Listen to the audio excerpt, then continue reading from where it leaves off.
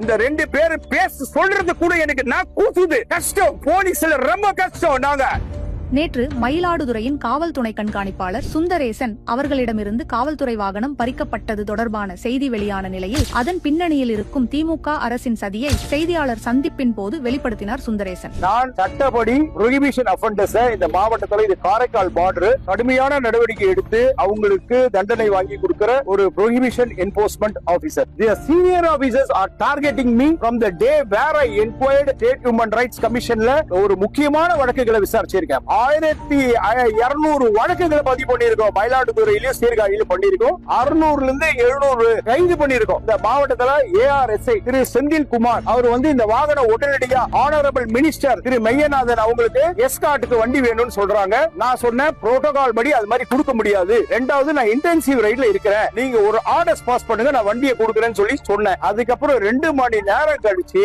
SP inspector இருந்துகிட்டு நீங்க எங்க இருக்கிறீங்களோ அங்கேயே இருந்துட்டு வண்டியை உடனடியா அனுப்புங்கன்னு சொல்றாரு. நான் சொன்னேன் இந்த உத்தரவை நீங்களா எனக்கு பெருப்பிக்க முடியாது. நீங்க எனக்கு மேல் அதிகாரிகள் சொன்னாதான் நான் வண்டி அனுப்ப முடியும். வண்டி வாகனத்தை 10ஆம் தேதி நைட் வந்த உடனே இறங்க கூட இல்ல, வீட்டுல உடனடியா வண்டி வேணும்னாங்க. அப்பயும் கேட்கிறேன் யாருக்கு இந்த வண்டி வேணும்? திரு மெய்யநாதன் ஆனரபிள் மினிஸ்டருக்கு வண்டி வேணும் சார். அப்பயும் சொல்றேன் இந்த வண்டி எஸ்கார்ட் யூஸ் பண்ண முடியாது. ரொம்ப ரெக்வஸ்ட் பண்ணதுனால இந்த வண்டியை ARS கிட்ட கொடுத்தேன். ஆனா ஆனரபிள் மினிஸ்டர் அவங்களுக்கு போகல. இந்த வண்டியை எடுத்து ஓரமா எடுத்து வச்சுட்டாங்க. நான் இன்னைக்கு காலையில கூட மைக்கில கூப்பிட்டு கேட்கிறேன், சார் எனக்கு வண்டி வரல, நான் நடந்துதான் போக வேண்டிய சூழ்நிலை இருக்கு ஆபீஸ்க்கு, எந்த விதமான பதில் இல்ல. நான் யாருக்கிட்டயும் எந்த ஒரு நிருபர்கள்கிட்டயும் யாருக்கிட்டயும் நான் சொல்லல. இப்பதான் நான் சொன்னேன் இது கொடுத்துதான் ஆகணும். எத்தனை நாள் குனிய கொட்டுவீங்க நீங்க எல்லாரையும்? என்ன டிசிப்ளினரி ஆக்ஷன் எடுக்க போறீங்க? எடுத்துட்டு போங்க, ஒண்ணு பிரச்சனை இல்ல. நேர்மைக்கு ஒரு சவால் வந்தா லெட் இட் பி. ஆனா இதுக்கு பின்னாடி 2 உயர் அதிகாரிகள் இருக்கிறாங்க. ஒன்னு உளவு பிரிவு அதிகாரி IG திரு செந்தில் வேல்,